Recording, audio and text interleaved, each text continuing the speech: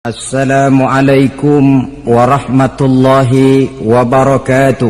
Waalaikumsalam warahmatullahi wabarakatuh. Saya percaya kepada sesuatu yang saya mengerti, sesuatu yang boleh dipelajari sejak TK sampai perguruan tinggi, sejak anak-anak sampai kakek nenek. Saya bukan percaya kepada sesuatu yang saya tidak mengerti tapi yang harus saya percaya. Saya justru percaya kepada sesuatu yang memang saya mengerti.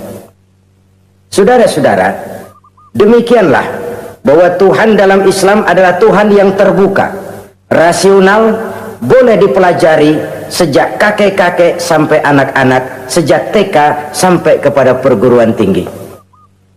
Lalu yang kedua, masih menurut kata dia, saya adalah pengagum Amerika, dia bilang.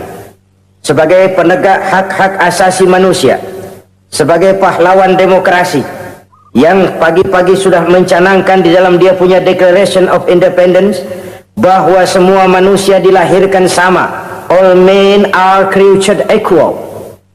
Saya kagum dengan itu sampai pada satu saat, menurut cerita dia, saya berada di New York, saya mau masuk sebuah restoran, saya tertegun ketika saya akan masuk. Di pintu restoran itu tertulis white only, white only, hanya melayani kulit putih. Artinya sing kulite ireng minggir. Saya gelo, saya nelongso, bahasa Inggrisnya.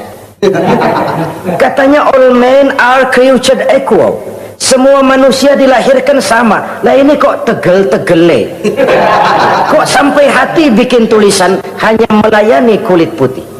Sampai saya melihat dalam Islam ini betapa si kulit putih dan si kulit hitam duduk saling berdampingan. Masjid menjadi simbol semangat kebersamaan mereka.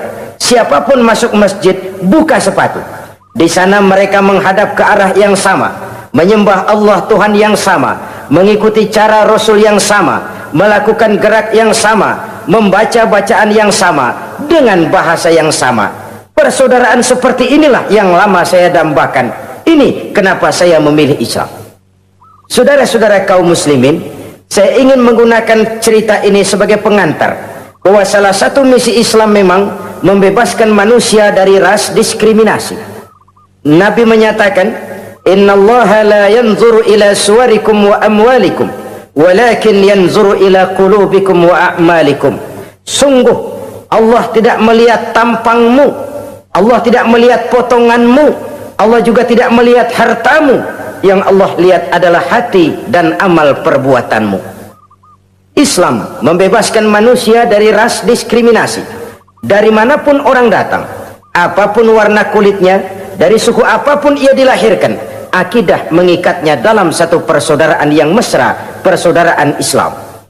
Nilai manusia dengan demikian bergantung kepada ketakwaannya. Takwa, seperti kita tahu, adalah bahasa Quran yang sudah menjadi bahasa kita. Sedemikian sering kalimat ini dipakai sampai-sampai ia mengalami pergeseran dari arti yang sebenarnya. Takwa, sejauh yang kita baca dari peninggalan para ulama kita, mempunyai konotasi imtithalul awamir wajtinabun nawahi, melaksanakan seluruh yang diperintah Allah dan meninggalkan semua yang dilarangnya. Apa perbedaan prinsipnya? Kalau melaksanakan perintah itu sesuai dengan kemampuan, tapi menjauhi larangan itu mutlak. Enak kalau ada ayat jauhilah larangan Allah semampu kamu, enak. Yang semampu kita itu melaksanakan perintah, tapi kalau sudah meninggalkan larangan, mutlak, jauhi, tinggalkan. Disitulah nilai ketakwaan seseorang. Ini kan enggak, karena takwa digunakan oleh semua orang, akhirnya artinya bergeser, semua ngomong takwa. Pejabat kalau dilantik bertakwa, bertakwa, bertakwa, sampai membleh bertakwa. Setelah pelantikan mata takwa ngalor, dia ngidul. Harus dikembalikan kepada pengertian asalnya. Takwa itu adalah komitmen seseorang kepada perintah Allah dan komitmen meninggalkan yang dilarangnya sesuai dengan kemampuan. Di situ nilai manusia dalam pandangan Allah. Yang tadi Nabi katakan, Allah nggak lihat potongan kita, Allah nggak lihat harta kita, Yang Allah lihat adalah hati dan amal perbuatan, dan itulah takwa itu. Maha benar Allah dengan firman-Nya yang menyatakan, inna akramakum indallahi atqakum. Yang paling mulia di antara kamu dalam pandangan Allah adalah orang yang paling bertakwa kepadanya. Sering sekali sekarang ini kalimat agama digunakan untuk maksud yang tidak sama dengan maksud agama. Ya, contoh kalimat takwa ini. Atau misalnya kita baca iklan, telah berpulang ke rahmatullah dengan tenang. Kalau dengan tenangnya sih boleh dah, mana ada orang mati kelojotan. Tenang. Tapi ke rahmatullah. Rahmatullah itu kan artinya kasih sayang Allah. Kasih sayang Allah itu kan surga. Kalau bajingan mati, enggak ke rahmatullah pulangnya. Kalau mau jujur mestinya telah pulang ke neraka. Kalau mau jujur, kalau mau pakai bahasa netral sopan, telah berpulang. Begitu sajalah. Pulang kemana? Ya sesuai dengan amalan dia. Tapi kita kadang salah kaprah menggunakan kalimat rahmatullah untuk yang tidak baik. Termasuk di dalamnya penggunaan kalimat takwa ini. Padahal disinilah nilai manusia dalam pandangan Allah. Kalau manusia dinilai dari potongannya, oh bintang film nomor 1 masuk surga. Kalau manusia dinilai dari hartanya, konglomerat nomor 1, kita mau belakangan, buncit banget gitu. Allah maha benar. Yang paling mulia di antara kamu dalam pandangan Allah, yang paling bertakwa kepadanya. Nah, apa sih sifat-sifat orang takwa itu? Ini yang akan kita bicarakan pada pertemuan kali ini. Berangkat dari surah Al-Baqarah ayat 3 sampai dengan ayat 5, kita akan melihat 5 tanda orang-orang takwa itu. Apa dia? Pertama, allazina yu'minuna bil ghaib. Orang yang bertakwa adalah orang yang beriman kepada hal-hal yang gaib. Kita tahu bahwa yang ada ini kan cuma 2 saja pada hakikatnya. Pertama Allah, dan yang kedua alam. Allah adalah apa yang selain alam. Yang selain alam itu ya Allah namanya. Allah itu bukan alam, dan alam bukannya Allah. Allah disebut Khalik, alam disebut makhluk. Kemudian alam ini kan ada 2 macam. Ada alam nyata, ada alam gaib. Ada alam syahadah, ada alam gaib. Alam nyata kita sebut dengan alam fisika, dan alam gaib kita namakan dengan alam metafisika. Termasuk dalam alam gaib ini kita wajib beriman. Akhirat, alam gaib, kita percaya akhirat itu ada. Alam kubur, alam gaib, kita yakini keberadaannya. Malaikat, alam gaib. Jin, alam gaib. Setan, genderuwo, memedi, kuntilanak, tuyul. Kita percaya kepada iblis, percaya bahwa iblis itu ada. Kita percaya kepada malaikat, percaya bahwa malaikat itu ada. Dan kepercayaan ini sudah nature. Kalau kita lihat dalam dunia animisme, orang dahulu menyembah pohon sebenarnya kan karena dia percaya bahwa pohon punya kekuatan. Kekuatan itu yang disembah untuk mengharap manfaatnya atau terhindar dari bahaya yang bisa ditimbulkannya. Orang menyembah api karena percaya di balik api itu ada kekuatan. Orang menyembah lautan begitu, orang menyembah gunung begitu. Nah, Islam mengarahkan ini kepada hal-hal yang lebih konkret. Percaya kepada alam gaib, bahwa di balik alam nyata ini ada alam yang tidak nyata. Apakah itu namanya akhirat, alam barzah, malaikat, jin, itu semua termasuk di dalam alam yang gaib. Orang yang bertakwa, allazina yu'minuna bil ghaib. Dia percaya kepada yang gaib-gaib itu. Percaya tentang adanya. Bukan percaya kepada iblis, lu ngikutin si iblis, bukan. Kita percaya yang namanya iblis itu ada, setan itu ada, jin itu ada, malaikat itu ada, alam kubur itu ada. Sebagai makhluk yang diciptakan oleh Allah, dan Allah sebagai Khalik. Baik alam syahadat, baik alam gaib, penciptanya tetap Allah subhanahu wa ta'ala. Allah menciptakan siang, Allah ciptakan malam, Allah ciptakan yang baik, Allah ciptakan yang tidak baik. Apa perlunya? Ada manfaatnya untuk keseimbangan dalam alam ini. Manusia kan diberikan kebebasan bahwa segala sesuatu sudah ditentukan Allah memang, tapi kan tidak diberitahukan ke kita. Alam naj'al lahu 'ainaini wa lisana wa syafatain. Bukankah kami berikan kamu 2 mata, 2 telinga, lidah?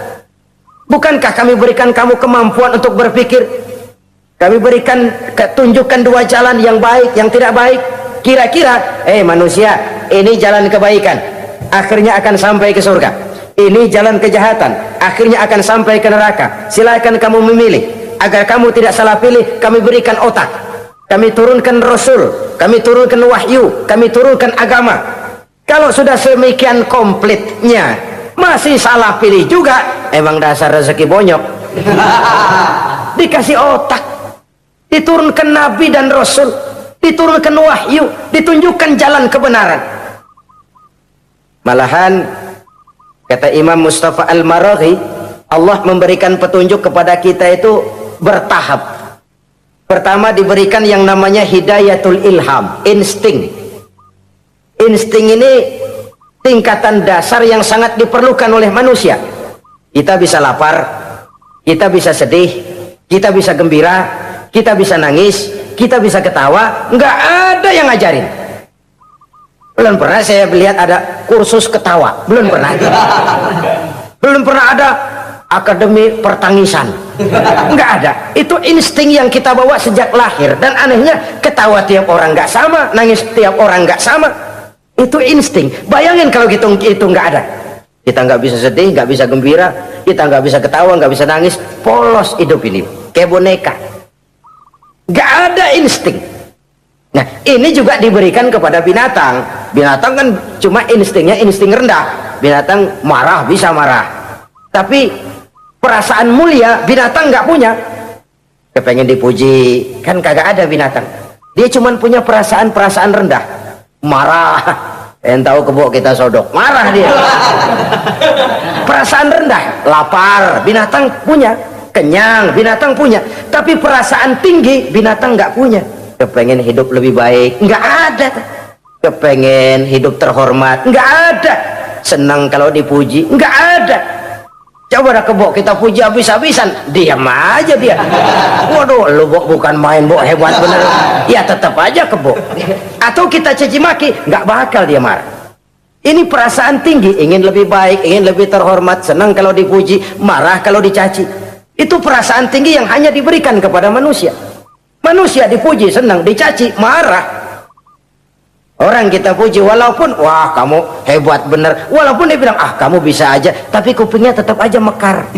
Senang kalau dipuji. Insting yang rendah diberikan juga kepada binatang, tapi bukan insting yang tinggi. Ini petunjuk pertama. Dengan itu kita punya perasaan dasar untuk mengagumi, untuk sedih, untuk gembira dan sebagainya. Setelah insting kita diberikan panca indera yang kerjanya juga nggak sama. Penciuman dengan pendengaran dengan penglihatan kan nggak sama. Yang enak buat kuping belum tentu enak buat hidung.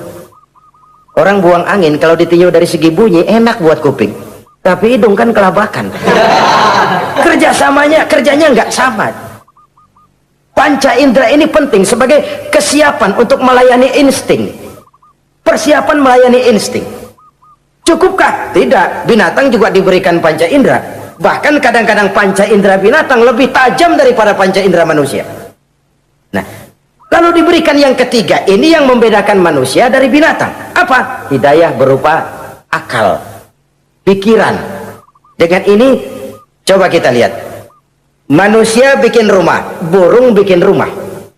Tapi bandingkan, rumah burung dari tahun atu, ya gitu-gitu aja. Tapi rumah manusia, Masya Allah, modelnya macam-macam. Ada yang kita dari jauh nggak ngerti ini celengan apa rumah orang ini, bundar begini. Binatang bikin rumah, manusia bikin rumah. Binatang bikin rumah dengan insting, manusia bikin rumah dengan otak. Hasilnya berbeda. Manusia tidak punya sayap, tapi dengan otaknya dia bisa terbang lebih tinggi dari burung. Manusia tidak bernapas dengan insang, tapi dengan otaknya dia bisa nyelam lebih dalam daripada ikan. Ini kelebihan manusia dari binatang, diberikan otak. Belum cukup rupanya otak, karena otak ini penemuannya relatif. Apa yang dianggap hari ini benar, besok udah nggak benar. Apa yang hari ini otaknya bilang baik, besok dia bilang jelek. Apa yang hari ini otaknya bilang katakan jelek, besok dia bilang baik. Yang relatif tidak bisa dijadikan pegangan. Maka Allah lalu memberikan yang keempat, Hidayatuddin namanya, petunjuk berupa agama. Diberikan insting, diberikan panca indera, diberikan otak, lalu diberikan agama. turun para rasul yang 25 itu yang merupakan mata rantai yang berkaitan, tidak terpisah, misi samawi, semuanya sama, bersumber dari Allah yang satu itu. Setelah agama datang, masih ada yang lebih penting. Apa? Hidayah yang disebut taufik, persesuaian kehendak antara kita dengan Allah. Kalau taufik tidak datang, kalau taufik tidak dapat, Kan'an saja anak Nabi Nuh kufur, anak Nabi tidak dapat taufik namanya itu. Agama turun, bapaknya Nabi,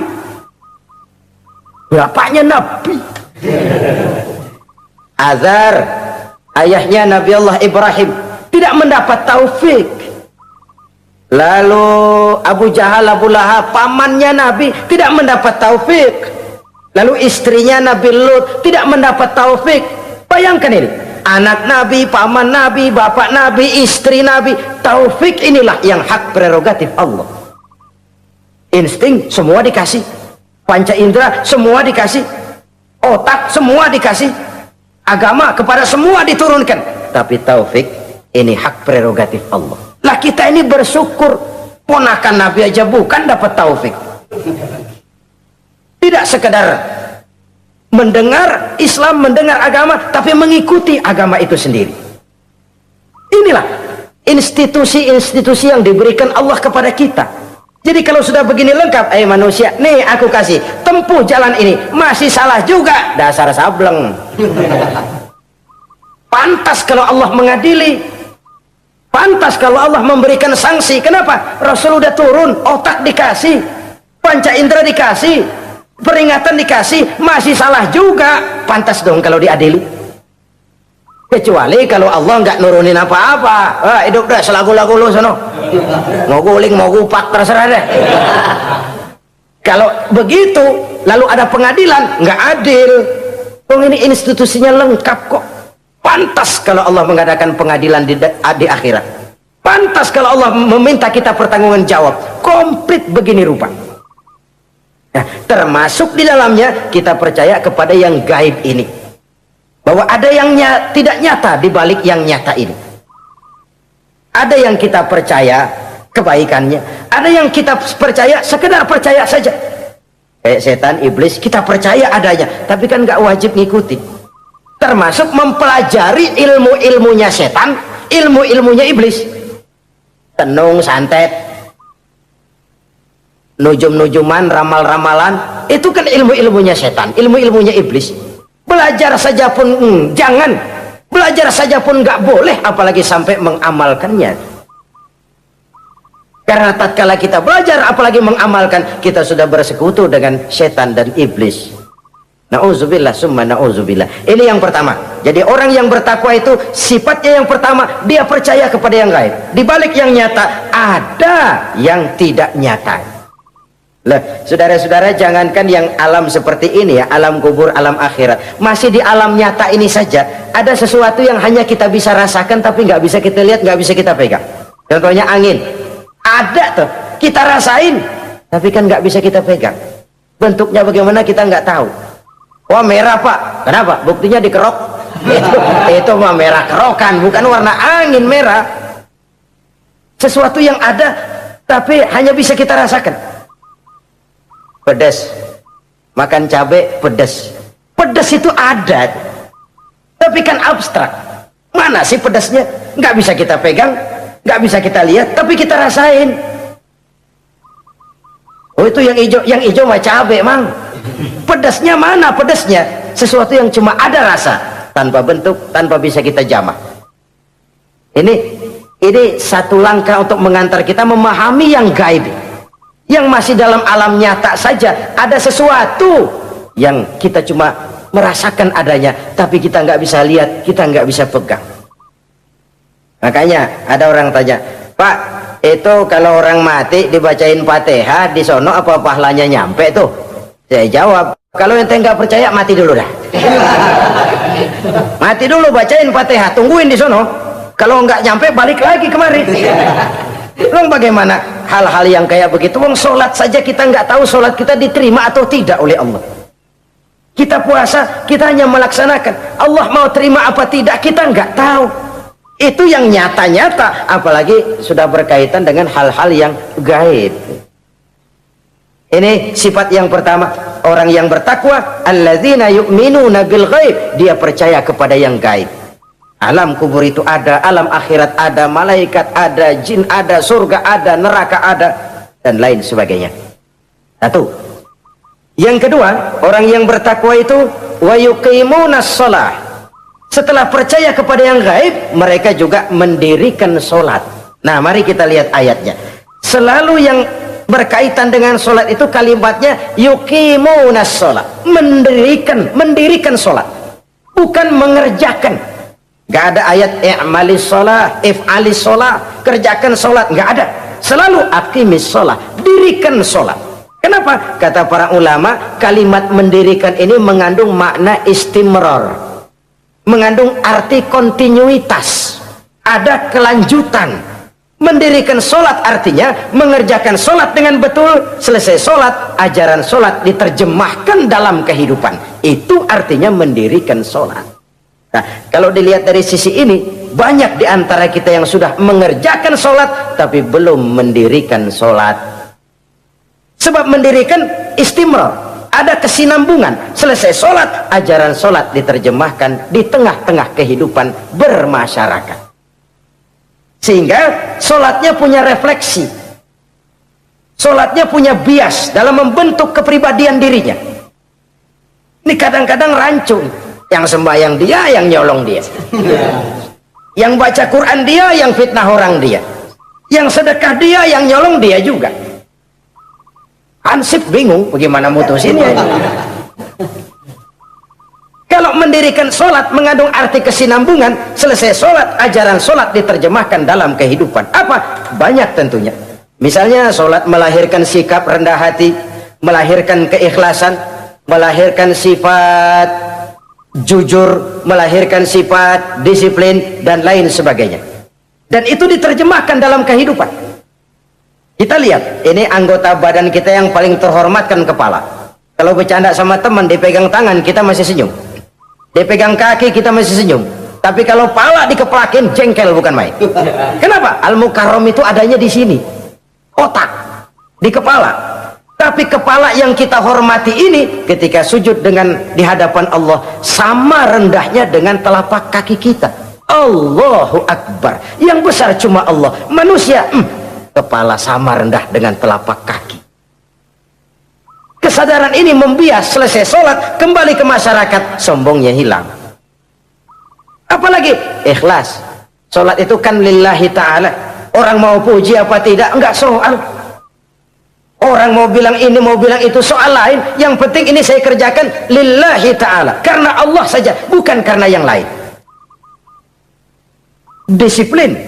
Sehari semalam 5 kali kita lapor kepada Sang Maha Komandan. Bagaimana tidak akan tercegah dari perbuatan yang keji dan munkar? Seorang prajurit saja, kalau sehari semalam 5 kali dia lapor kepada komandannya, saya yakin dia tidak akan sempat melaporkan yang tidak baik. Pantas kalau Al-Quran memberikan jaminan, solat mampu mencegah manusia dari perbuatan yang keji dan munkar. Masih ada yang tanya, Pak, katanya sembahyang mencegah orang berbuat jahat. Iya, teman saya kok sembahyang nyolong ayam. Bagus, sembahyang nyolong ayam. Coba nggak sembahyang, nyolong motor. Gedean lagi yang dicolong. Dan sebenarnya itu bukan jawaban, itu cuma logika saja. Yang benar adalah solatnya belum berfungsi. Dia baru mengerjakan solat, belum mendirikan solat. Inilah yang kalau kita jujur mau bicara, inilah problem kita sekarang ini. Mengislamkan orang Islam. Bagaimana dari mengerjakan solat kita menjadi mendirikan solat, agar solat itu membuahkan hasil berupa pembentukan kepribadian di tengah-tengah kehidupan sosial kemasyarakatan. Kalau tidak, ya sekedar terjebak kepada rutinitas. Pergi haji begitu, pulang haji bikin gila. Masuk Ramadan begitu, selesai Ramadan ya tetap begitu. Ibadah tidak memberikan bias dalam pembentukan pribadi. Itulah sebabnya digunakan kalimat yuqimunas sholat, mendirikan sholat, yang mengandung arti berkesinambungan. Selesai sholat, jiwa dan semangat, ajaran dan filsafat sholat diterjemahkannya dalam kehidupan sehari-hari. Saudara-saudara kaum muslimin rahimakumullah, sifat yang ketiga dari orang takwa adalah wa mimma razaqnahum yunfiqun. mereka menginfakkan sebagian dari rizki yang diberikan Allah kepada mereka. Rizki menurut definisi yang diberikan para ulama kita, ar-rizqu bimakna al-ata hissiyan kana aw ma'nawiyan. Rizki adalah pemberian, baik yang abstrak maupun yang konkret. Selama ini kita sering mengartikan rizki hanya dalam bentuk uang, sehingga rizki kita dibatasi oleh pengertian kita sendiri. Padahal tidak cuma uang, ilmu adalah rizki, jabatan dan kedudukan adalah rizki, otoritas dan wibawa juga rizki, anak, istri, suami juga rizki. Ketika ayat ini mengatakan wa mimma razaqnahum yunfiqun, mereka menginfakkan sebagian dari rizki, yang dimaksud di sini adalah rizki yang konkret dalam bentuk materi, uang, benda dan lain sebagainya. Orang yang bertakwa sadar benar, dari Allah rizki datang, ke jalan Allah rizki dibelanjakan. Semakin kita rajin membelanjakan rizki di jalan Allah, biasanya akan semakin mengalir rezeki dari Allah. Semakin bakhil kita, kadang-kadang rezeki juga malas deketin kita. Yang keempat, orang yang bertakwa itu alladzina yu'minuna bima unzila ilaika wa ma unzila min qablik.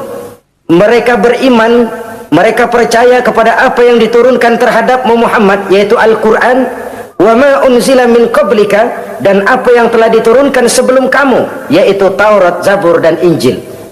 Orang yang takwa percaya bahwa Allah dahulu telah menurunkan Taurat kepada Musa, Allah telah menurunkan Zabur kepada Nabi Daud, Allah telah menurunkan Injil kepada Nabi Isa.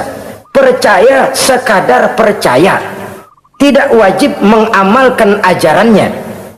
Kita percaya Taurat itu kitabnya Allah, Injil dahulu yang diturunkan kepada Nabi Isa kitab Allah, Zabur kitab Allah. Percaya sekadar percaya, bukan percaya kemudian mengamalkan, bukan. Karena dengan turunnya Al-Quran, maka seluruh kitab-kitab terdahulu sudah tercakup di dalam Al-Quran. Orang yang bertakwa percaya kepada apa yang diturunkan terhadap Nabi Muhammad. Apa itu? Al-Quranul Karim. Bagaimana kepercayaan kita kepada Al-Quran? Bahwa dia kitab suci yang isi dan redaksinya langsung dari Allah, yang kita membacanya beribadah, mengerti atau tidak mengerti artinya.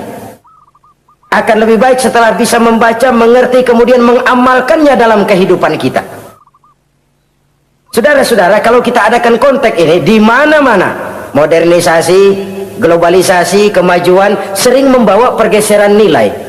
Dulu, ini zaman dulu ya, waktu listrik belum masuk desa, kita rasakan betul kalau masuk kampung berasa banyak orang Islam, padahal rumah pakai lampu templok, lampu tempel, paling banter patroma. Tapi kita masuk kampung berasa kok banyak orang Islam. Kenapa? Suara Al-Quran kedengaran dari rumah-rumah. Kenapa? Ada anak-anak muda lagi latihan baca barzanji. Kenapa? Ada patayat, santri-santri wanita lagi baca sholawatan. Kenapa? Nenek-nenek lagi ngapalin sifat 20 sembari nyisik. Wujud artinya ada, maka mustahil Allah. Zaman dulu terjadilah modernisasi, listrik masuk desa. Apa yang kita lihat? Rumah pada terang, terus televisi main gede-gedean, lalu radio kaset main kenceng-kencengan. Tergeserlah suara Al-Quran, apalagi sholawatan, apalagi barzanjian. Apa tidak boleh? Ya boleh saja. Apa tidak bagus? Ya bagus saja. Tapi kalau harus menggeser, apalagi menggusur nilai-nilai positif, itu yang kita prihatin. Kan Nabi mengingatkan, la tattabi'anna sunnana man kana qablakum shibran bi shibrin wa zira'an bi zira'in. Kamu akan ikuti tingkah laku orang-orang sebelum kamu. Cuma ikut-ikutannya nggak berasa, sejengkal, lalu sehasta, lalu semeter, lalu 3 meter. Begitu enak kamu ikut-ikutan budaya orang lain, sampai yang kamu ikuti masuk lubang biawak, kamu akan masuk juga ke dalamnya. Inilah kehidupan kita, inilah kehidupan anak-anak kita. Jujur mereka lebih kenal Valentine Day daripada Muharram. Anak-anak kita, anak-anak muslim, kalau kita menghitung Muharram sampai Zulhijjah nggak hafal. Kalau Januari sampai Desember, anak-anak kita bangun tidur hafal. Muharram sampai Zulhijjah, jangan anaknya, bapaknya keder. Kita hanyut oleh budaya-budaya yang, ya bukan saya katakan bukan tidak baik, tapi kalau harus menggeser apalagi menggusur yang ada kaitannya dengan nilai agama, ini kan ironi. Ikut-ikutan kita sejengkal, semeter, sampai yang diikutin masuk lubang biawak, udah kadang asik ikut, ya ikut juga nyemplung ke dalamnya. Orang sering katakan mula-mula dari nama dulu nih yang kagak begitu kelihatan pengaruhnya. Mula-mula malu pakai nama yang berbau Quran, malu pakai nama yang berbau Islam. Dari nama nanti dia pindah ke pakaian, dari pakaian dia pindah ke pergaulan. Kalau sudah pindah ke pergaulan dikhawatirkan pindah agama pun nggak terasa. Wah, semua agama sama, semua agama bagus. Lalu bagaimana? Bagaimana musimnya aja. Ironi, menyedihkan, memilukan, bahkan memalukan. Yang tidak boleh kan fanatik kepada guru, yang tidak boleh kan fanatik kepada suku. Kalau kepada agama fanatik itu wajib, dalam arti bukan sempit, berpegang teguh kepada agama. Satu sikap yang wajar, bahwa penganut suatu agama menganggap cuma agamanya yang benar. Itu sikap setiap penganut agama. Orang Kristen begitu, orang Hindu begitu, orang Buddha begitu. Kenapa kalau orang Islam begitu lalu dianggap ekstrim? Sebagai Muslim saya yakin cuma Islam yang benar. Kristen juga akan bilang begitu, Kristen yang benar, Buddha juga akan bilang begitu. Ini fanatisme, dan wajar penganut suatu agama menganggap cuma agamanya yang benar. Yang lain juga bersikap begitu, tapi kalau Islam saja yang bilang ekstrim katanya. Dunia internasional sendiri kadang-kadang kalau sudah ekstremis, teroris, kok cepat sekali alamatnya ke Islam. Saudara-saudara kaum muslimin rahimakumullah, saya kembali kepada soal kita. Begitu enak kamu ikut-ikutan, yang kamu ikuti masuk ke lubang biawak, kamu akan ikut juga masuk ke dalamnya. Maka hati-hati bergaul, maka hati-hati memilih teman, maka baik teman pergaulan, lebih-lebih teman hidup. Karena orang sering bilang cinta itu love is blind katanya ya, cinta itu kotok, cinta itu buta, cinta itu lamur, nggak bisa bedain coklat, nggak bisa bedain yang lain-lain. Orang sering kehilangan pertimbangan. Demi cinta akidah terjual, demi cinta akidah tergadai. Tidak ada kemalangan yang paling malang kecuali kalau kita harus berpisah dengan akidah. Sebab itu modal dasar. Nah, orang yang bertakwa dia beriman kepada Al-Quran. Beriman kepada Quran artinya apa? Menjadikan Quran sebagai imam dan dia sebagai makmum. Konsekuensinya makmum harus ikut imam. Selain Quran dia percaya kepada Injil, kepada Zabur, kepada Taurat. Dilihat dari sudut ini, umat Islam itu lebih toleran loh. Orang lain yang megang Injil nggak bakal percaya kepada Quran. Orang lain yang memegang Taurat nggak akan percaya kepada Quran. Tapi orang yang megang Quran, dia percaya kepada Injil, dia percaya kepada Taurat. Dari sudut ini kan kita lebih toleran. Allah dahulu menurunkan Injil kepada Isa. Yang Injil itu yang kita percaya. Yang Allah turunkan kepada Isa. Yang Allah turunkan Taurat kepada Musa. Bukan yang telah terkena intervensi dan investasi manusiawi. Dan percaya pun terbatas percaya kepada adanya, bukan kepada mengamalkannya. Kenapa? Karena ordenya udah lewat. Kita percaya Bung Karno adalah presiden pertama Republik Indonesia, tapi kan udah lewat. Udah lewat. Kita percaya Bung Karno presiden pertama Republik Indonesia, tapi kan udah lewat, udah selesai.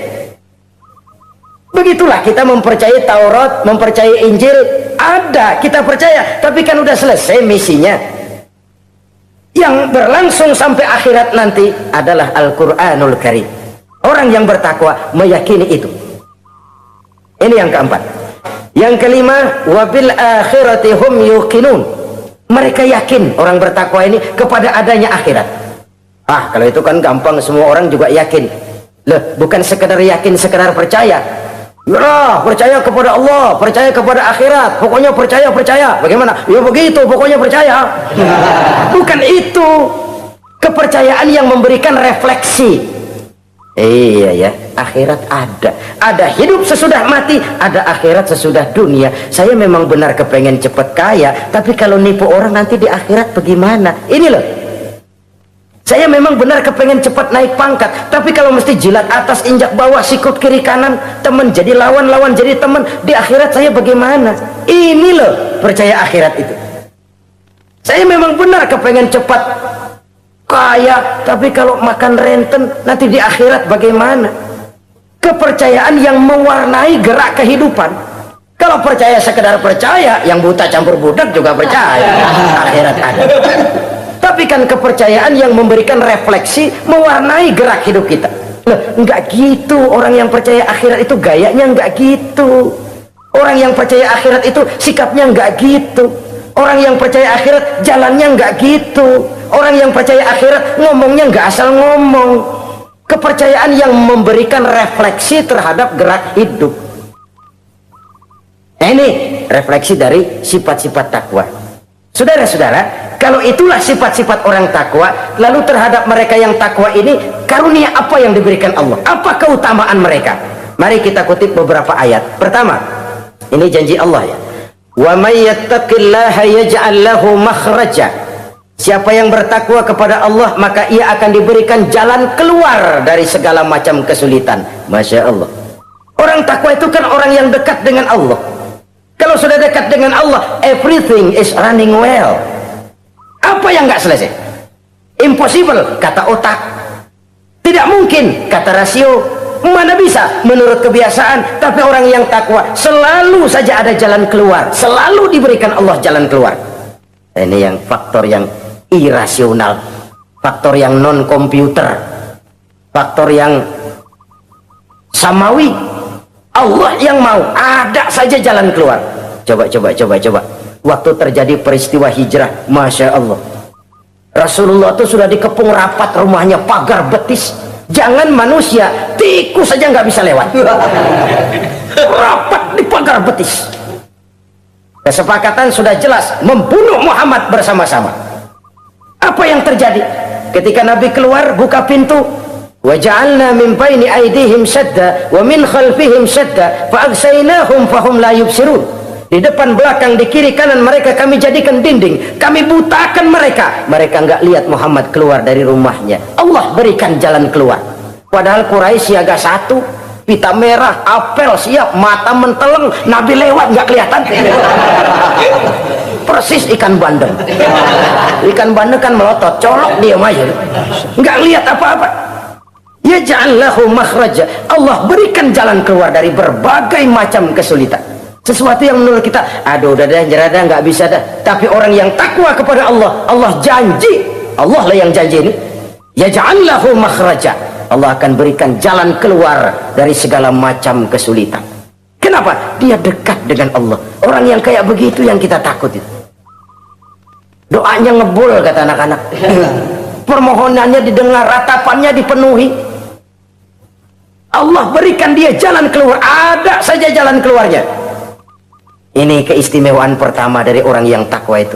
Lah kalau Allah yang ngasih jalan keluar, siapa yang bisa mencegah jalan orang kayak begitu?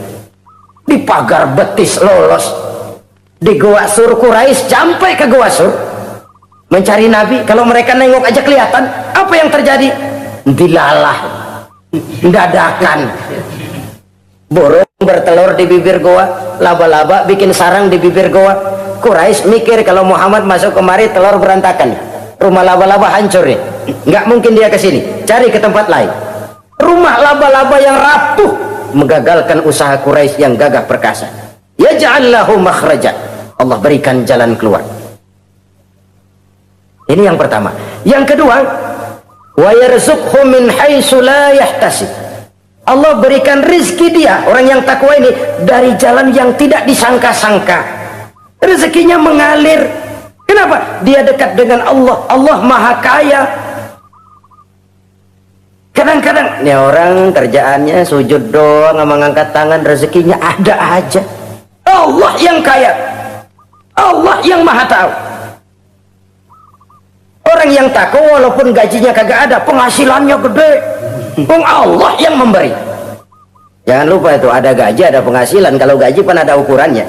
Kadang-kadang ada orang gajinya kecil, penghasilannya gede. Umpamanya jadi lurah musim gusuran. Itu penghasilan. Kalau gaji bisa diukur, tapi penghasilan gede lah. Kalau semeter komisinya sekian kan gede tuh penghasilan. Ada juga yang memang gaji gede, penghasilan gede. Ini pejabat-pejabat yang banyak sikutannya tuh. Saudara-saudara kaum muslimin, orang yang bertakwa itu yarzuqhu min haitsu la yahtasib. Allah berikan rizki lewat jalan yang dia nggak sangka-sangka. Ada aja jalannya. Nggak punya duit tapi haji bisa pergi. Nggak punya duit tapi ya hidupnya wajar. Tamu datang balahan. Pernah itu ada tamu di Jawa Timur sana datang ke rumah seorang kiai, ratusan tamu dikasih makan semua. Padahal kiai rumahnya gede. Tamu ada yang dalam hatinya nyeletuk, ini kiai bisa ngasih makan orang satu rombongan banyak begini, duit dari mana ini? Dalam hatinya, disamperin sama kiai, kamu jangan buruk sangka, ini rezeki halal. Bukan cuma rezeki, dia bisa ngerti hati orang. Mukasyafah, Allah bukakan apa yang Allah nggak bukakan buat orang lain. Ini karunia, dan itu hanya mungkin dengan takwa. Itu tadi, komitmen kepada perintah Allah, menjauhi larangannya. Mukasyafah, dibukakan pintu oleh Allah. Dia bisa lihat yang orang nggak lihat, dia bisa tahu yang orang lain nggak tahu. Udah nggak bisa main-main kalau ketemu orang begini. Ini udah high class ini di sisi Allah. Ini yang kedua, rezekinya ngalir lewat jalan yang nggak sangka-sangka. Yang ketiga, wa may yattaqillaha yaj'al lahu min amrihi yusra. Orang yang bertakwa kepada Allah, Allah jadikan urusannya gampang. Allah mudahkan urusannya. Masya Allah. Kalau Allah yang sudah mudahkan, siapa sih yang bisa bikin sulit? Allah yang gampangin urusannya. Orang mana yang bisa bikin sulit? Boleh manusia merencana, mempersulit, memblokir segala macam, tapi kalau Allah gampangin, jalan tuh urusan. Boleh manusia merancang, tapi kalau Allah mau, apa yang nggak mungkin? Satu kampung orang mau jatuhin kita, kalau Allah mau angkat, naik. Satu negara orang mau naikin kita, kalau Allah mau turunin, nyungsep. Tu'izzu man tasya wa tuzillu man tasya. Allah muliakan siapa yang dikehendakinya, Allah rendahkan siapa yang dikehendakinya. Saudara-saudara kaum muslimin rahimakumullah, dimudahkan urusan orang yang takwa itu. Jadi kalau ingin urusan kita dimudahkan oleh Allah, konsepnya cuma takwa. Kembali kepada komitmen, laksanakan yang diperintah, jauhi yang dilarang. Itu saja. Apalagi keutamaan orang takwa itu, wa may yattaqillaha yukaffir anhu sayyi'atihi wa yu'azzim lahu ajra. Siapa yang bertakwa kepada Allah, dihapuskan segala kesalahannya yang sudah lalu. Masya Allah, dihapuskan kesalahannya. Bahwa manusia punya salah, ya manusiawi. Tapi ada hadis menyatakan, ikuti perbuatan salahmu dengan kebaikan, niscaya kebaikan itu akan menghapus kesalahan kamu. Kalau dulu kita makan harta orang dengan zalim, kita nggak sempat minta maaf tuh orang udah mati, bagaimana caranya? Perbanyak sedekah. Mudah-mudahan sedekah ini menutupi kesalahan kita yang lalu memakan harta orang dengan cara yang zalim. Ikuti perbuatan salah dengan kebaikan, niscaya kebaikan itu akan menghapus kesalahan kamu. Nah ini orang yang bertakwa, dihapuskan kesalahannya oleh Allah, direhabilitir, dia lakukan pemutihan. Yang melakukan pemutihan Allah. Kalau dosa sudah dihapuskan, Masya Allah. Coba ada hadis menyatakan, siapa orang baca Bismillahirrahmanirrahim, maka dia bisa lewat di atas air. Beku itu air, Bismillah saja bisa jalan di air. Ini Bismillahnya orang yang bagaimana? Nih Bismillahnya orang yang bobotnya ringan. Bobotnya ringan, dia bisa jalan di air. Kenapa bobotnya ringan? Dosanya pemutihan. Model kita 16 kali baca bismillah, lewat di empang kelelep aja. Bobot kita kelewat berat oleh lapisan-lapisan dosa. Makin banyak dosa, makin berat bobot. Lalu bagaimana kita mau mendapat kemudahan dari berbagai urusan? Dosa kita berlipat-lipat. Kata Imam Ghazali, hati itu kayak kaca, bening pada asalnya. Itu kan fitrah. Tiap kali kita berbuat dosa, noda, plek, plek, plek. Tapi orang yang rajin istighfar, orang yang rajin berbuat baik, noda itu dia bersihin tuh, dia lap, rek. Sehingga kaca ini walaupun dia terkena kotoran tapi bersih lagi. Kenapa? Rajin dielap, rajin istighfar, rajin berbuat baik untuk menutupi kesalahan. Tapi kalau istighfar tidak berbuat baik, berat, itu nanti itu kotoran-kotoran di kaca itu berubah jadi tieng. Udah susah diilangin kotorannya, berkarat di atas kaca. Kalau dosa sudah berkarat di hati, susah dihapus, berat untuk taubat, berat untuk melakukan kebajikan, itu sudah kerugian besar buat kita semua. Orang yang baik bukan orang yang tidak pernah salah.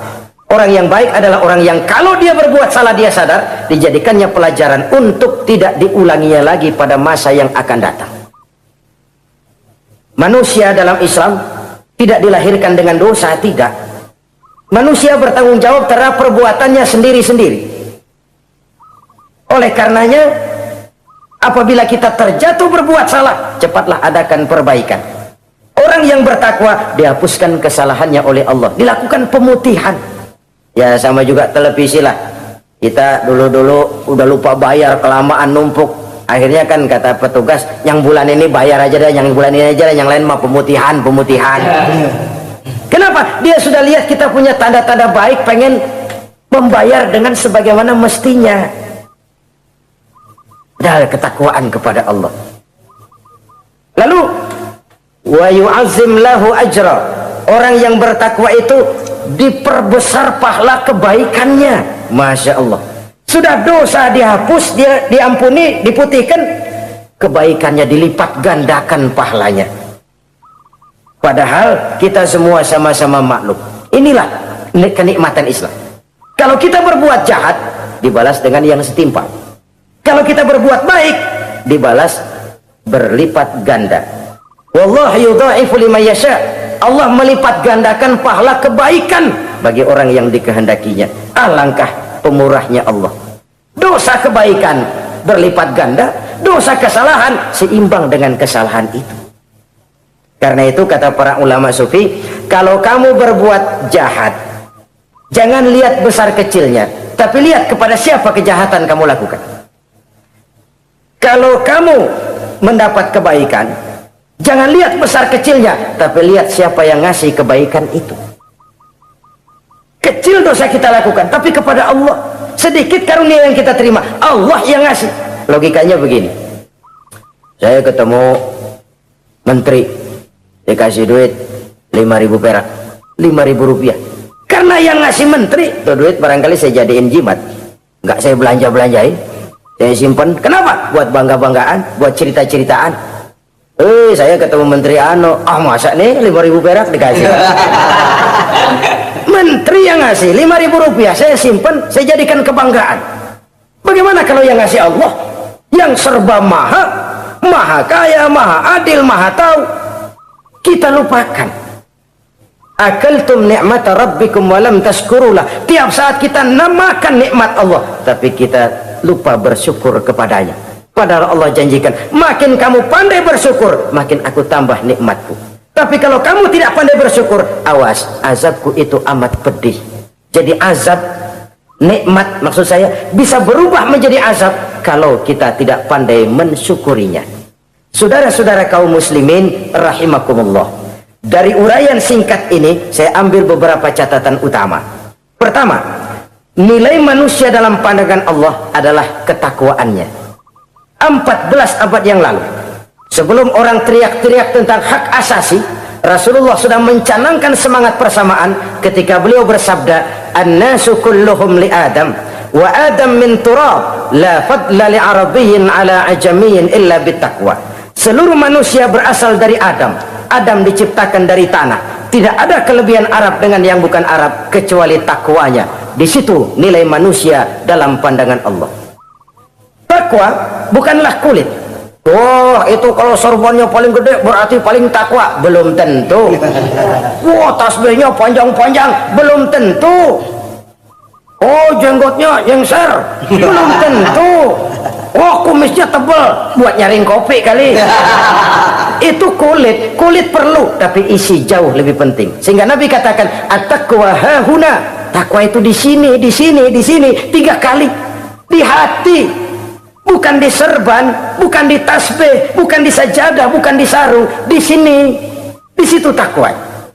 Penggeraknya adalah hati. Dan untuk itu Allah menyediakan fasilitas keutamaan. Diberikan jalan keluar dari berbagai kesulitan, diberikan rizki dengan jalan yang tidak disangka-sangka, dihapuskan kesalahannya, dimudahkan usahanya, diperbesar pahala kebajikannya. Karena itu, untuk mengejar posisi di hadapan Allah tidak lain adalah takwa. Allah tidak bedakan manusia dari keturunannya, warna kulitnya, tapi dari ketakwaannya kepada Allah. Orang yang takwa disebut muttaqin, dan itulah nilai tertinggi manusia di hadapan Allah Subhanahu wa taala. Semoga kita diberikan kekuatan untuk mencapai martabat takwa ini dan mendapat keutamaan-keutamaan seperti yang dijanjikan Allah. Sekian dulu jumpa kita kali ini. Insyaallah lain kesempatan kita jumpa kembali. Terima kasih atas segala perhatian. Mohon maaf atas segala kekurangan. Usikum wa iyaya bitaqwallah. Wassalamualaikum warahmatullahi wabarakatuh.